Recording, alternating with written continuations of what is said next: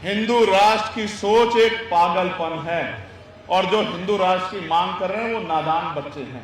ये जहां तक मेरी आवाज जा रही, दोनों हाथ उठा के बताओ, मदद करोगे नहीं करोगे? ताकत दोगे नहीं दोगे? लड़ाई लड़ोगे नहीं लड़ोगे? लगातार मध्य प्रदेश से एक षड्यंत्र चल रहा है और वो षड्यंत्र आज उसको बेनकाब करने के लिए आपके बीच में हूं। ये और हमला करने वाले भी हमारी ताकत को जानते हैं, वो बेवकूफ नहीं है, हमारी ताकत को जानते हैं। मुट्ठी भर लोग हैं, मैं उनको जानता हूं। अगर एक जोर से आवाज लगा दी तो भग्गी मच जाएगी, मैं इस बात को भी जानता हूं, मैं अपनी क्षमता को जानता हूं। इस देश की छाती पे लिखी है कि बाबा साहब अम्बेडकर संविधान निर्माता है। किसी की मां ने दूध नहीं पिलाया कि वो संविधान की तरफ आंख उठाते थे। मेरी बात को आप याद है भाई, आप हिंदू हिंदू भाई भाई की बात कर रहे हो, गौर से सुनो। मध्य प्रदेश पे निगाह बना के बैठा हूं, सर पे पेशाब भी यही करेंगे, कुशवाहा को जूता भी यही चटवाएंगे, थूक। पाल बघेल को जो है अगर वो कथा करेगा तो उसको पीटने का काम भी करेंगे और बारात रोकने का काम भी करेंगे और तमाम तरह का उत्पीड़न करने का काम करेंगे और आरक्षण के नाम पे गाली देने का काम करेंगे और चुनाव में आपके पैरों में ऐसे पड़ के आपसे वोट लेने का काम करेंगे। आपको समझदार बनना होगा। हिंदू राष्ट्र की सोच एक पागलपन है और जो हिंदू राष्ट्र की मांग कर रहे हैं वो नादान बच्चे हैं। हिंदू राष्ट्र की बात करना, हिंदू राष्ट्र की सोच रखना, ये एक पागलपन है। तो आज जो इस बात को, क्या तब मोहन यादव हिंदू नहीं रहा था? क्या तब शिवराज सिंह चौहान हिंदू नहीं रहा था? चुनाव खत्म हुआ, फिर वो भाईचारा भी खत्म हुआ जो चुनावी भाईचारा था। मैं आपसे कहना चाहता हूं, बहुजन समाज के लोग रूखी सूखी खा के और किस तरह से अपमानित होकर जी रहे हैं, इनके दिन बदलने का समय आ गया। अच्छे दिन का तो मुझे पता नहीं, लेकिन बाबा साहब के सपनों के दिन आएंगे, मेरी बात को आप याद रखना। बहुजन एकता जिंदाबाद, बहुजन एकता जिंदाबाद, हमारा भाईचारा जिंदाबाद। पहले तो क्योंकि आज का दिन भारत के इतिहास में बहुत महत्वपूर्ण दिन है। आज के दिन एक क्रांति सूर्य जो इसी मध्य प्रदेश की धरती से जन्मा था, 14 अप्रैल 1891 को वो सूर्य 6 दिसंबर 1956 को आज ही के दिन अस्त हुआ था। साथियों, इसलिए बड़े दुख का दिन है। मैं खुद की तरफ से, अपनी पार्टी की तरफ से, हमारे संगठन की तरफ से, एक एक कार्यकर्ता की तरफ से परम पूजनीय विश्वरत्न डॉक्टर बाबा साहब अम्बेडकर को अपनी आदरांजलि पेश करता हूं। और आदरांजलि पेश करने का मतलब ये नहीं है कि सिर्फ भाषण करके या नारा लगा के बात खत्म हो जाए। आज इस मध्य प्रदेश की धरती पे जब मैं सुबह पार्लियामेंट गया था बाबा साहब अम्बेडकर को नमन करने के लिए, तो ये संकल्प लेके वहां से चला था कि आने वाले कुछ सालों के बाद देश की संसद में एक अम्बेडकरवादी प्राइम मिनिस्टर बनकर जाएगा। ये संकल्प करके आज दिल्ली की पार्लियामेंट से निकला। प्यारे साथियों, बाबा साहब को मानने का मतलब है बाबा साहब को जानना। जब तक आप बाबा साहब को जानोगे नहीं, तब तक आप बाबा साहब को मान नहीं सकते। और उनको सच्ची आदरांजलि ये होगी कि आप बाबा साहब अम्बेडकर के विचारों को पढ़ें और उन विचारों पर चलने का काम करें। मैं जब जब मध्य प्रदेश आता हूं, मुझे मध्य प्रदेश से झोली भर भर के प्यार मिलता है, इसमें कोई दो राय नहीं है। देश में बड़े बड़े आंदोलन हुए, बड़े बड़े सम्मेलन हुए, लेकिन भोपाल जैसा सम्मेलन मध्य प्रदेश के अलावा कोई नहीं कर पाया। लेकिन सिर्फ भोपाल के सम्मेलन से बात आगे नहीं बढ़ेगी। मैं आज के कार्यक्रम की शुरुआत उस शपथ से करूंगा जो शपथ अभी पश्चिम उत्तर प्रदेश के 3 मंडल की सभा करके हम लोगों ने लिया था। महत्वपूर्ण दिन है। मैं आपसे आग्रह करूंगा जो जिस स्थान पे है वो वहीं से हाथ को ऐसे आगे करे और मेरे साथ जो मंच पर उपस्थित है हमारे नेतागण, उनसे भी आग्रह करूंगा कि वो भी अपना हाथ सामने करके मेरे साथ संविधान की शपथ ले। हम भारत के लोग भारत को एक संपूर्ण, प्रभुत्व संपन्न, समाजवादी, पंथ निरपेक्ष, लोकतंत्र में गणराज्य बनाने के लिए तथा उसके समस्त नागरिकों को सामाजिक, आर्थिक और राजनीतिक न्याय, विचार, अभिव्यक्ति, विश्वास, धर्म और उपासना की स्वतंत्रता, प्रतिष्ठा और अवसर की समता प्राप्त कराने के लिए तथा उन सब में व्यक्ति की गरिमा और राष्ट्र की एकता और अखंडता सुनिश्चित करने वाली बंधुता बढ़ाने के लिए हम सभी संविधानवादी आज 6 दिसंबर 2025 को बाबा साहब अम्बेडकर के परिनिर्वाण दिवस पर इस अवसर पर इस ऐतिहासिक संवैधानिक अधिकार बचाओ जनसभा में, श्रद्धांजलि सभा में परम पूजनीय बाबा साहब अम्बेडकर द्वारा लिखित हमारे पवित्र संविधान के प्रति अटूट निष्ठा प्रकट करते हुए ये शपथ लेते हैं कि हम संविधान के मूल स्वरूप, लोकतांत्रिक आदर्शों, वैज्ञानिक चेतना और समता मूलक व्यवस्था को सुरक्षित, संरक्षित, सशक्त बनाए रखने के लिए दृढ़ संकल्पित हैं। जय भीम, जय भारत, जय संविधान, जय मंडल, जय जोहार। प्यारे साथियों, समय की बाउंडेशन लगी हुई है, समय की बाउंडेशन है, लेकिन अगले 20 मिनट मैं आपसे बात करूंगा। और आप जानते हैं ऐसी बाउंडेशन पार्लियामेंट में भी समय की मेरे ऊपर रहती है, लेकिन फिर भी उस निश्चित समय में ही आपके मुद्दों को और आपके साथ जो जुर्म, जाति, अन्याय, अत्याचार देश भर में होता है, उस आवाज को उठाने का काम मैं उस निश्चित समय में करता हूं। आज भी कोशिश करूंगा कि जो बात कहने यहां आया हूं वो बात आपको सुनाकर जाऊं, और सिर्फ सुनाकर नहीं जाऊं, आपसे आशा उम्मीद करता हूं कि आज से आप उस बात पे पहरा देके उस बात को मजबूत करने का काम करोगे। करोगे नहीं करोगे, जरा बताओ। प्यारे साथियों, मैं उन तमाम संतों, गुरुओं, महापुरुषों को याद करता हूं जिनकी तस्वीरें यहां लगी हैं, और इसलिए याद करता हूं कि उन तमाम महापुरुषों ने अपने जीवन का क्षण क्षण हम कमजोर वर्गों के लोगों को मुख्य धारा में लाके स्वाभिमान सम्मान का जीवन देने के लिए लगा दिया। सम्मानित बंधुओं, बहुजन समाज के पहरेदारों, महसूस करके देखो जिस महापुरुष का परिनिर्वाण आज मना रहे हैं, क्या बीती होगी उन पे जब उन्होंने अपने 4-4 बच्चों को इसलिए कुर्बान कर दिया कि कल आने वाला हमारा जीवन सम्मान का जीवन हो, अधिकार का जीवन हो। याद करके देखो, याद करके देखो, महसूस करके देखो।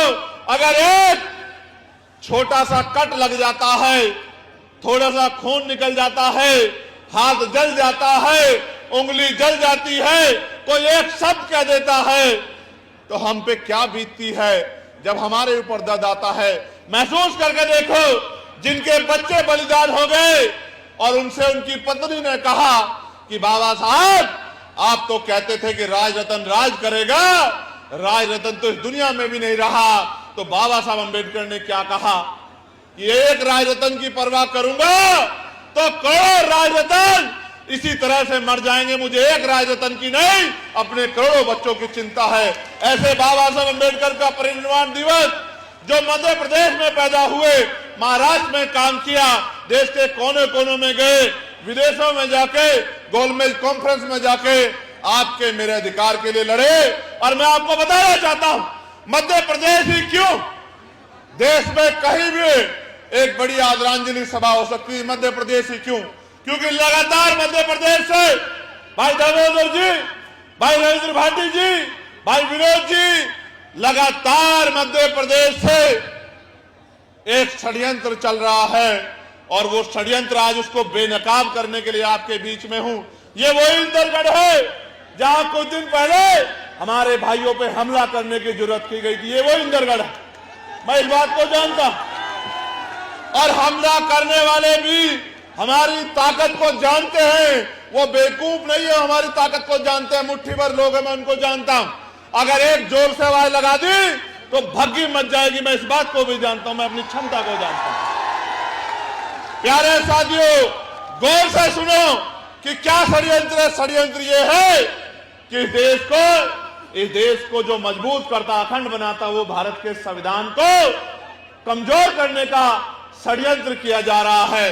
उस संविधान को कुचलने का षड्यंत्र किया जा रहा है। और देश जानता है, विरोधी जानता है, दुश्मन जानता है, जब तक बाबा साहब को मानने वाले हैं, जब तक फूले को मानने वाले हैं, जब तक साहू को मानने वाले हैं, जब तक इन बहुजन महापुरुषों को मानने वाले लोग हैं, तब तक वो लोग इस काम को नहीं कर सकते। इसलिए जानबूझ के वो अंदर अंदर एक आंदोलन चला रहे हैं कि बाबा साहब अंबेडकर अगर संविधान निर्माता नहीं रहेंगे, इस बात को लोगों के अंदर बात चली जाए तो आप महसूस करना कितनी गहरी बात बता रहा हूं। मरते रोज लोग हैं, सड़क पे एक्सीडेंट होते हैं, लोग जलकर मरते हैं, पीड़ा में मरते हैं, तमाम तरह के अन्य अत्याचार में मरते हैं, लेकिन हम उस दुख को कितने समय तक गले से लगाते हैं, हम उस दुख को कितने देर तक याद रखते हैं, हमें उसकी पीड़ा कितनी देर होती है, इस बात को समझना पड़ेगा मेरे साथियों। वो जानते हैं अगर इनके मन से बात निकल जाए कि बाबा साहब अम्बेडकर संविधान निर्माता नहीं है, तो अगर कल हम संविधान को बदलने की कोशिश करेंगे तो ये लोग चुप हो जाएंगे, क्योंकि ज्यादा देर ये दुख नहीं रख पाएंगे मन में। और जब तक ये बात इस देश के इतिहास पर लिखी है, इस देश की छाती पर लिखी है कि बाबा साहब अम्बेडकर संविधान निर्माता है, किसी की मां ने दूध नहीं पिलाया कि वो संविधान की तरफ आंख उठाते थे। मेरी बात को आप याद रखें। इसलिए जानबूझ के षड्यंत्र करके आपके मन में जो संवेदना है, जो भावना है बाबा साहब अम्बेडकर इस देश के प्रति और इस देश के संविधान के प्रति है, उन भावनाओं को परिवर्तन करने के लिए आंदोलन चलाया जा रहा है। हालांकि ऐसे आंदोलन से होता कुछ नहीं है, कुछ नहीं होता है। यह आंदोलन आज नहीं चला, ये तो 1980 से पहले, जब तक मान्यवर काशीराम साहब उनके साथी सड़कों पे आके समाज को जागरूक नहीं कर रहे थे, उससे पहले भी बाबा साहब को इन्हीं शब्दों से अपमानित करने का काम देश के नेता करते थे, चाहे वो कोई भी पार्टी के लोग रहे हो, किसी भी संगठन के लोग रहे हो। ये वही भारत है जिसमें बाबा साहब अम्बेडकर की शव यात्रा निकाली गई, ये वही भारत है जीते जी बाबा साहब अम्बेडकर को अपमानित किया गया। इतना पढ़ने के बाद, इतना ज्ञान हासिल करने के बाद और देश को संविधान रूपी इतनी बड़ी शक्ति देने के बाद उनको अपमानित किया गया। अंग्रेजों के साथ जोड़ के उनके विरोध में जाति के आधार पे, मैं आपको बस ये बताना चाहता हूं, ये षड्यंत्र पुराना है, लेकिन मैं आपको एक घटना के बाद साथ इस बात को मजबूत करके बताऊंगा। महाराष्ट्र में नामांतर आंदोलन चल रहा था। माननीय अध्यक्ष जी, मेरी बात पर गौर करना। महाराष्ट्र में नामांतर आंदोलन चल रहा था। महाराष्ट्र में जो है, जो मराठा यूनिवर्सिटी है, उसका नाम बाबा साहब अम्बेडकर के नाम पर करने की बात चल रही है। वहां के अम्बेडकरवादी लोग आंदोलन कर रहे थे। गौर से सुनना नौजवान साथियों, वो आंदोलन कर रहे थे। 79 में गोलियां चली, कई नौजवान शहीद हो गए। सरकार ने नाम नहीं बदला, सरकार राजी नहीं थी। लेकिन इधर काशीराम साहब गांव-गांव जाके इस उत्तर प्रदेश, मध्य प्रदेश, बुंदेलखंड के अंदर, राजस्थान के अंदर, पंजाब के अंदर, हरियाणा के अंदर बाबा साहब के विचारों को लोगों से जोड़ने का काम कर रहे थे। एक ऐसा समय आया कि उधर नामांतर का आंदोलन चल रहा था, शरद पवार जी की सरकार थी, और दूसरी तरफ यहां उत्तर प्रदेश में 14 अप्रैल 1989 को एक यूनिवर्सिटी का नाम बाबा साहब अम्बेडकर के नाम पर रखा गया। यह आंदोलन नहीं चला था उत्तर प्रदेश में, आंदोलन मराठा महाराष्ट्र में चल रहा था, नाम उत्तर प्रदेश में रखा गया। क्यों? क्योंकि बाबा साहब अम्बेडकर के अनुयायी मान्यवर काशीराम साहब ने बाबा साहब के नाम पे जन समर्थन जुटाने का काम तैयार कर दिया था और घर घर तक बाबा साहब की बात पहुंचाने का काम कर दिया था। इसलिए उनको लगा इस देश में कुछ भी सामाजिक नहीं है, कुछ भी सामाजिक नहीं है, सब राजनीतिक है। आज अगर आपकी जरूरत होगी, यही नेता आपके पैरों में पड़े दिखाई देंगे, आपके पैर पकड़े दिखाई देंगे, आपका हाथ अपने सर पे रखवा रहे होंगे, आपको भाई, चाची, ताई, बहन कह रहे होंगे, और जब चुनाव खत्म हो जाएगा, इनका मतलब खत्म हो जाएगा, आपकी गली बस्ती में पैर भी नहीं रखेंगे। मेरी बात को आप याद रखना।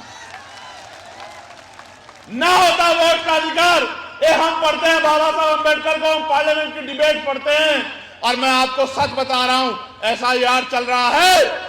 इस वोट को दिलाने के लिए बाबा साहब अम्बेडकर ने लंबे समय तक गोलमेज कॉन्फ्रेंस में और देश के तमाम नेताओं को सहमत किया कि एक एक बालिग व्यक्ति को वोट का अधिकार मिलना चाहिए। कोई राजी नहीं था। कोई कहता पूंजीपतियों को मिलना चाहिए, कोई कहता पैसे वालों को, कोई कहता पढ़े लिखे लोगों को। बाबा साहब अम्बेडकर ने कहा, जब तक मेरे इस कमजोर हक वंचित समाज को, मेरी बहनों को, माओ को, मेरे नौजवान बच्चों को, बुजुर्गों को वोट का अधिकार नहीं मिलेगा, लोकतंत्र पैदा नहीं हो सकता। ये बात मैंने आपको किसने बताई? आप याद रखो, काशीराम साहब कहते थे, चमचों को कुछ मत कहो, जिन हाथ में चमचे हैं उन हाथ पे चोट मारो। इन चमचों के पिताजी कौन है, इन चमचों की पार्टी कौन सी है, इस बात को बस अपने दिमाग में बिठा लो, और उस पार्टी का एक भी आदमी जीतना नहीं चाहिए। ये सब सीधे हो जाएंगे। मेरी बात को आप याद रखें। ये जो रोज आपके खिलाफ मुहिम चलाते हैं ना, जो नेता आपके खिलाफ बोल रहा है, कुछ मत करो, लोकतंत्र है, बोलने की आजादी है, व्यक्ति की आजादी है, बस उसकी आईडी निकालो, उसका पता निकालो, और ये देखो कि वो और उसका परिवार कौन सी पार्टी से जुड़ा हुआ। और जब आपको पता लग जाए तो जन जागरण अभियान चला चला के अपने एक एक आदमी को बताने का काम करो कि इस पार्टी के व्यक्ति को किसी भी कीमत पे हम लोग विधानसभा, लोकसभा में जाने नहीं देंगे। मैं आज लिख के कहता हूं, इस देश में अच्छे अच्छे सीधे हुए हैं और अच्छे अच्छे सीधे हो जाएंगे। कुछ ही दिनों की बात है। मेरी बात को आप याद रखें। MP की हवा बदल रही है, नौजवानों में गुस्सा है, बहुजन चेतना जाग रही है, और मैं लिख के देता हूं, याद करो, जब मध्य प्रदेश से जाके बाबा साहब अम्बेडकर महाराष्ट्र में आंदोलन को खड़ा कर सकते हैं, जब मानवर काशीराम साहब पंजाब से जाके उत्तर प्रदेश में आंदोलन को खड़ा कर सकते हैं, बस आपके अंदर हौसले की कमी है। 90% आबादी SC ST OBC की है मध्य प्रदेश में, SC ST OBC की। आप में हौसले की कमी है। ये कांग्रेस के लोग किसकी वोट से MLA बनते हैं, ये BJP के लोग किसकी वोट से MLA बनते हैं? वो तो 90% आपका है और राज किसी और का है। मैं तो जानता हूं कि मध्य प्रदेश में क्या हो रहा है। मान्यवर काशीराम साहब को मध्य प्रदेश से बहुत उम्मीदें थी और इस बेल्ट से और ज्यादा उम्मीदें थी। वो कहते थे, इस बेल्ट का, मेरा बहुजन समाज का व्यक्ति स्वाभिमानी है, वो भूखा रह लेगा लेकिन स्वाभिमान से समझौता नहीं करेगा। इसका उदाहरण 2 अप्रैल 2018 को हमने देखा था। 2 अप्रैल 2018 को हमने इसका उदाहरण देखा था, जब मेरे नौजवान भाइयों ने पूरे देश को बताने का काम किया था कि ये ग्वालियर, चंबल संभाग, रीवा संभाग किसी से झुकने दबने वाला नहीं है। प्राणों का बलिदान देके उस आंदोलन को अपने खून से सींचा था। मेरे भाइयों, सम्मानित साथियों, यहां से एक आदमी निकला, और मैं उसको इसलिए बाबा नहीं कहता क्योंकि देश के प्रधानमंत्री जी भी उसको बाबा नहीं कहते, वो कहते हैं मेरा छोटा भाई। आप सुन लेना, मैं संवैधानिक व्यक्ति हूं। तो जब प्रधानमंत्री सांसद हैं, वही सांसद ही प्रधानमंत्री बने हैं, जब वो छोटा भाई कहते तो मैं काहे को बाबा कहूं? मैं तो एक ही बाबा को जानता हूं जिनका नाम है डॉक्टर बाबा साहब अम्बेडकर। तो उन्होंने नारा दिया कि जात पात की करो विदाई। तो दामोदर साहब खड़े हो गए, बोले जी विदाई कर देंगे, ठीक है, लेकिन मेरे 5-4 सवाल हैं, इनका जवाब दे दो। तो मैंने मीडिया से सुना कि अच्छी डिबेट चल रही है, चर्चा होनी चाहिए। तो एक कैमरामैन ने, एक पत्रकार ने उनके आगे माइक किया कि साहब जात पात की विदाई कर रहे हो तो जात पात खत्म कर दोगे? तो बोले नहीं, हम हिंदू भाई भाई की बात तो कर रहे हैं, लेकिन हम जात पात खत्म नहीं करना चाहते, हम जात पात में जो अहंकार है वो खत्म करना चाहते हैं। समझो मेरी बात को।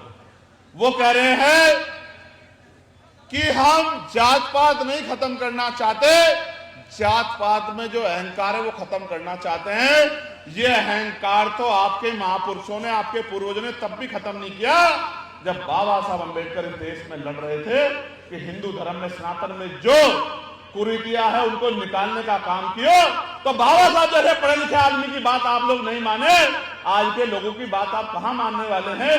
तो इसलिए मैं आपसे कह रहा हूं, फिर उन्होंने, पत्रकार ने उनसे कहा कि भाई सवाल ये आ रहा है कि आप अनमैरिड हो तो क्या किसी दलित समाज की बेटी से आप शादी करोगे? तो चेहरे का रंग बदल गया। और यही बात, भाई भाई की बात, जब हमारा आईएएस है यहाँ संतोष वर्मा, जब उसने की कि भाई आप हिंदू हिंदू भाई भाई की बात कर रहे हो, गौर से सुनो, ताली बल बजाओ, गौर से सुनो, कान खोलो अपने। मैं भी मध्य प्रदेश पे निगाह बना के बैठा हूं, मेरा ध्यान ऐसा नहीं मध्य प्रदेश पे नहीं है। और मैं ये बताना चाहता हूं तमाम पार्टी के उन नेताओं को जो इकट्ठे होकर कह रहे हैं संतोष वर्मा को ये कर देंगे वो कर देंगे, कितने संतोष वर्मा को क्या करोगे? कल हर घर से संतोष वर्मा निकलेगा, दामोदर मंडल निकलेगा, रविंद्र भाटी निकलेगा, देखूंगा कितने लोगों को आप क्या करेंगे। तो उन्होंने क्या कहा? उन्होंने कहा कि जब तक हिंदुओं में रोटी बेटी का रिश्ता नहीं होगा, इसी बात को बाबा साहब अंबेडकर कह रहे थे, इसी बात को संतराम बीए प्रजापति कह रहे थे, जात पात कोड मंडल में, इलेक्शन ऑफ कास्ट में, वो भी यही कहते कि तभी तो भाईचारा बनेगा जब जातियों को तोड़ के आप शादियां करोगे। भाई संतोष वर्मा जी ने कहा मैं भी हिंदू, और दूसरी जाति के बारे में कहा आप भी हिंदू, और जब तक इनमें रोटी बेटी का रिश्ता नहीं होगा तो भाई कैसे भाईचारा बन जाए, कैसे हिंदू एकता आ जाएगी? तो जैसे कहा तो सारे लोग खड़े हो गए, सारे लोग खड़े हो गए, और खड़े होके कोई उसका पुतला फूंकता है, कोई उसको पीटने की बात करता है, सस्पेंड करा दिया। कल भी मैंने एक नेताजी की सुना भाजपा के कि हम इसको ये कर, निकल जाओगे आप लोग, उसको निकल जाओ, जो हम देख लेते हैं, जाओ हम खड़े आदिवासी समाज के लोग, जाओ निकल जाओ, हम देख लेंगे बहुजन समाज के लोग, अगर आप में हिम्मत है तो। मैं आपको स्पष्ट कर रहा हूं, ये इनका नारा सच्चा है, लेकिन चुनाव से पहले, मैंने कहा ना कुछ भी सामाजिक नहीं है, सब कुछ राजनीतिक है। चुनाव से पहले ये नारा सच्चा है, और चुनाव के बाद ये नारा खोखला है। फिर चुनाव के बाद कुशवाहा के सर पे पेशाब भी यही करेंगे, कुशवाहा को जूता भी यही चटवाएंगे, थूक। पाल बघेल को जो है अगर वो कथा करेगा तो उसको पीटने का काम भी करेंगे, और बारात रोकने का काम भी करेंगे, और तमाम तरह का उत्पीड़न करने का काम करेंगे, और आरक्षण के नाम पे गाली देने का काम करेंगे, और चुनाव में आपके पैरों में ऐसे पड़ के आपसे वोट लेने का काम करेंगे। आपको समझदार बनना होगा। मैं आज कह रहा हूं, आप हिम्मत बढ़ाओ, हम अम्बेडकरवादी लोग तो सीना तान के खड़े हैं। मैं दामोदर मंडल को कहना चाहता हूं, मैं सुनील भरसिया को कहना चाहता हूं, मैं सुनील अस्ते कहना चाहता हूं, सत्येंद्र विद्रोह अनिल गुर्जर को कहना चाहता हूं, रामप्रीत को कहना चाहता हूं, आरडी प्रजापति जी को कहना चाहता हूं, निकलो घर से और बहुजन समाज में भाईचारा बनाओ। हम तो बनाने वाले लोग हैं, आपके पीछे खड़े होके आपको मध्य प्रदेश की कुर्सियों पर बिठाने का काम करेंगे। मेरी बात को आप याद रखें। मैं आपको बहुत जिम्मेदारी से कह रहा हूं मेरे लोगों, सुनो, कोई कहता है नीले कबूतर हैं, नीले कबूतर नहीं, बाबा साहब अंबेडकर के नीले बाज है। मेरी बात को याद रखना। और बाज जब शिकार करता है ना तो वहीं से उठा लाता है जहां छिप के बैठा होता है उसका। देखो हमारी लड़ाई संवैधानिक है, वो आपको उकसाने का काम करेंगे, आपको आपके काम से भटका के इस तरह की प्रेस वार्ता करके कोई शब्द कह के आपको आपका ध्यान आकर्षित करने का काम करेंगे। इन पे ध्यान नहीं देना है, ये जानबूझ के कर रहे हैं। क्यों?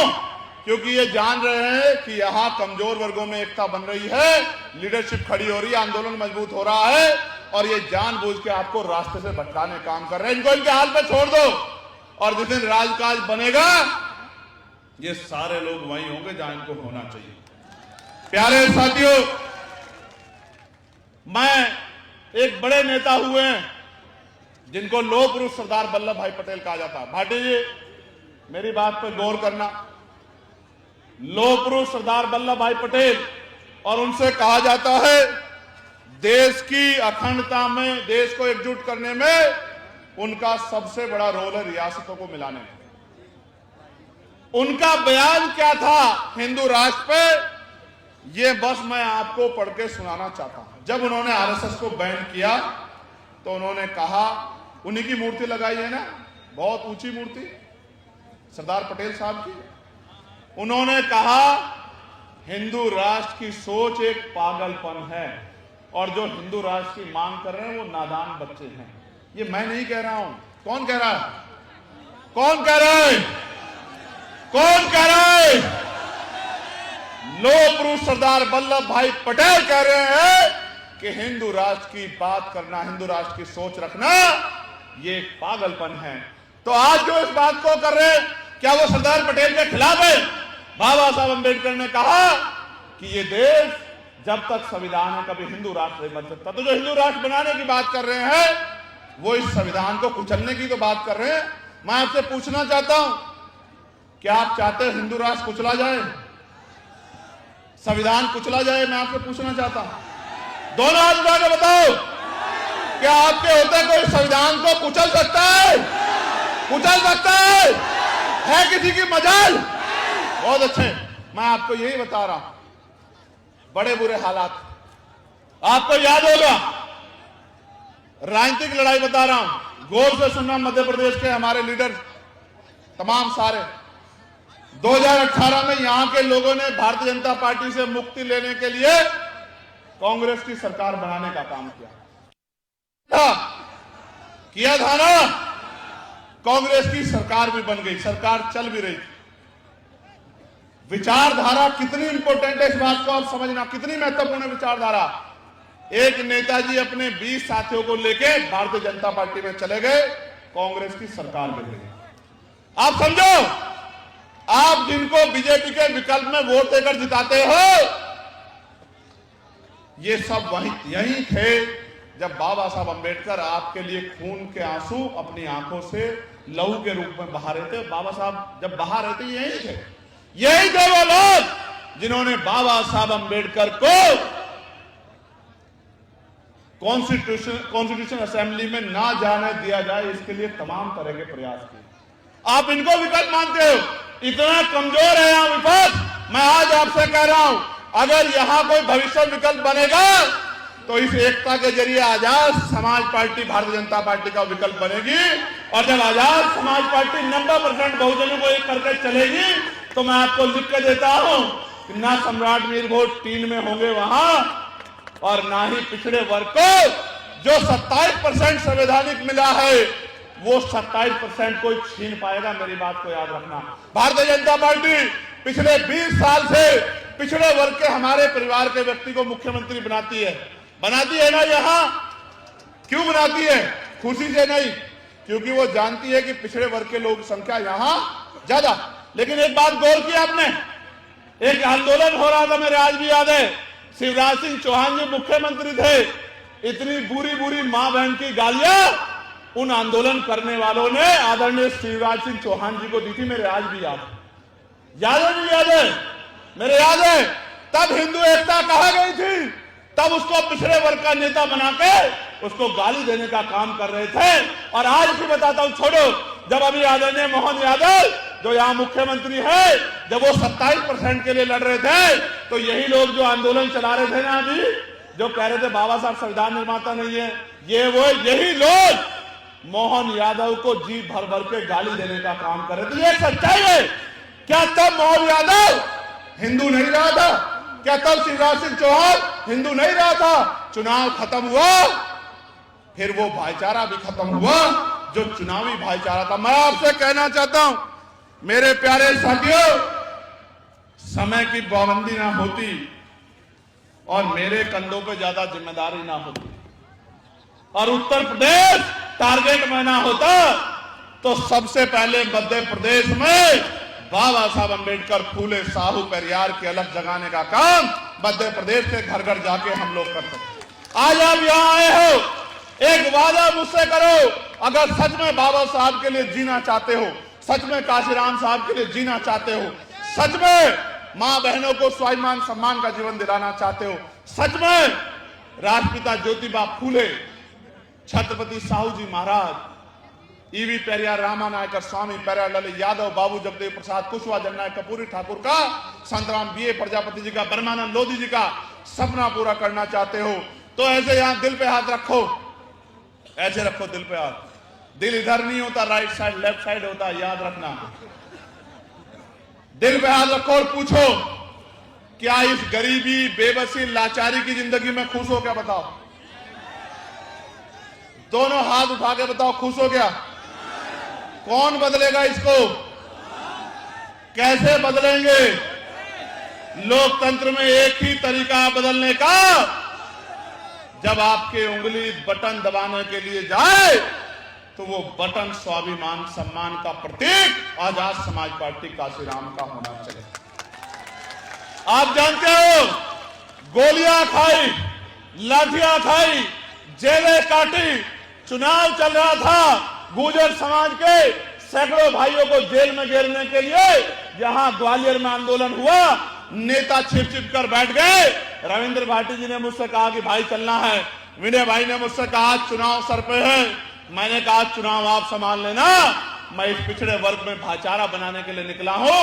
अगर आज उनके साथ नहीं खड़ा हूंगा तो कल आने वाली पीढ़ियां मुझे माफ नहीं करेंगी, और अगर आज यहां इस दूसरे साथी के साथ नहीं खड़े होंगे तो भी आने वाली पीढ़ियां हमें माफ नहीं करेंगी कि जिन पिछड़े वर्ग के महापुरुषों ने, जो हमारे महापुरुष हैं, चाहे फूले जी हो, चाहे साहू जी हो, चाहे महामना रामसु वर्मा हो, चाहे चौधरी महाराज सिंह भारती हो, चाहे संतराम बीए प्रजापति हो, ये तमाम हमारे महापुरुष, बाबूदेव जगदेव प्रसाद कुशवाहा हो, कपूरी ठाकुर हो, अगर इनके आंदोलन को कोई आज अगर आगे बढ़ाने का काम कर रहा, अगर हमने उसका हाथ नहीं पकड़ा और कहीं उसको कोई नुकसान हो गया तो लोग कहेंगे ये आंदोलन तो अच्छा है लेकिन ये कामयाब हो सकता नहीं। मैं आपसे पूछना चाहता हूं, जब मध्य प्रदेश से जाके बाबा साहब अम्बेडकर महाराष्ट्र को कामयाब कर सकते हैं, जब महाराष्ट्र से आके मान्यवर काशीराम साहब उत्तर प्रदेश को कामयाब कर सकते हैं, तो मध्य प्रदेश के लोग मध्य प्रदेश को कामयाब क्यों नहीं कर सकते? मेरी एक बात का जवाब दो।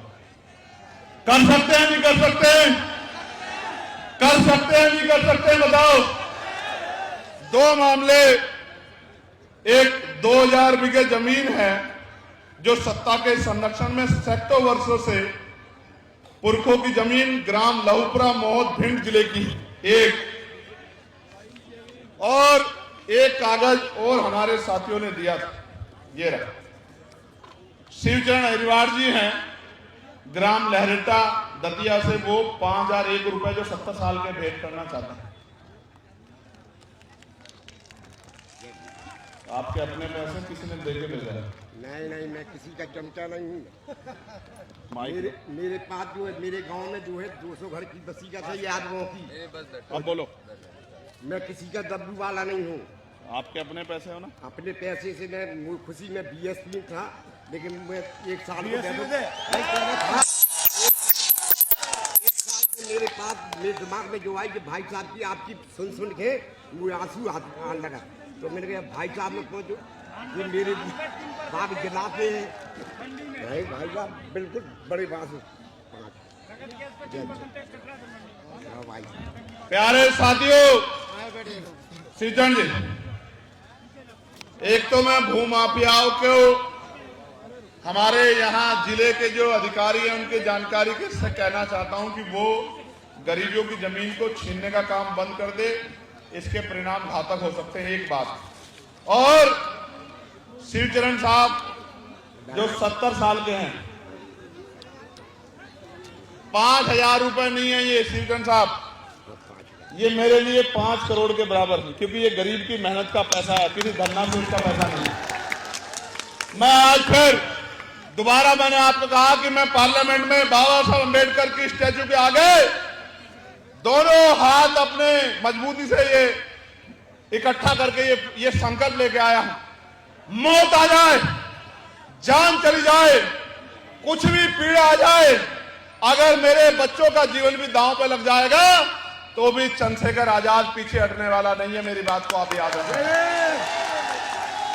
लंबे समय से ये बहुजन समाज के लोग रूखी सूखी खा के और किस तरह से अपमानित होकर जी रहे हैं, इनके दिन बदलने का समय आ गया। अच्छे दिन का तो मुझे पता नहीं, लेकिन बाबा साहब के सपनों के दिन आएंगे, मेरी बात को आप याद रखना। और हर माँ, हर बहन, हर भाई, हर बुजुर्ग रात में सोने से पहले और सुबह उठने के बाद संतों, गुरुओं, महापुरुषों को ये प्रार्थना जरूर करेगा कि हमारे भाई को, हमारे नेता को लंबा जीवन देना, क्योंकि उसके कंधों पे बहुत बड़ी जिम्मेदारी है। प्यारे भाइयों बहनों, बहुजन समाज के पहरेदारों, अब आपके बीच से जाने की इजाजत चाहता हूं इस आशा उम्मीद के साथ कि इस बार आप मध्य प्रदेश में मुझे निराश नहीं करेंगे। नहीं करेंगे ना? जहां तक मेरी आवाज जा रही, दोनों हाथ उठा के बताओ, मदद करोगे नहीं करोगे? ताकत दोगे नहीं दोगे? लड़ाई लड़ोगे नहीं लड़ोगे? किसी की बातों में ना आके अपने एक आंदोलन को कामयाब करने के लिए संघर्ष करोगे नहीं करोगे? बहुत बहुत धन्यवाद। जोरदार नारा लगाओ, जय भीम, जय भारत, जय संविधान, जय मंडल, जय जोहर, बहुजन एकता जिंदाबाद, बहुजन एकता जिंदाबाद, हमारा भाईचारा जिंदाबाद। अगर आपस में कोई छोटी मोटी बात हो जाए तो भूल जाना, लेकिन ये मत भूलना कि हमें मिलकर इस लड़ाई को कामयाब करना है। बहुत बहुत धन्यवाद। और जिस साथी ने एक एक रुपया जुटा के आज मुझे बुलाने में योगदान किया है, मैं उसके कर्ज को सूद समेत उतारूंगा, मेरी बात को आप याद रखना मध्य प्रदेश के साथियों, जैसा कि आपको पता है, बी मिशन टीवी हमेशा ग्राउंड जीरो की रिपोर्ट आपके बीच रखता है। अगर आपको हमारा काम पसंद आता है तो बी मिशन टीवी को आर्थिक मदद करें, जिससे कि हम यूं ही निरंतर ग्राउंड लेवल पर काम करते रहें। स्क्रीन पर दिख रहे QR कोड को स्कैन करें और अपने दान की राशि बी मिशन टीवी के खाते में भेजें। QR कोड के अलावा आप हमारी UPI ID BMissionTV@YBL पर भी मदद भेज सकते हैं।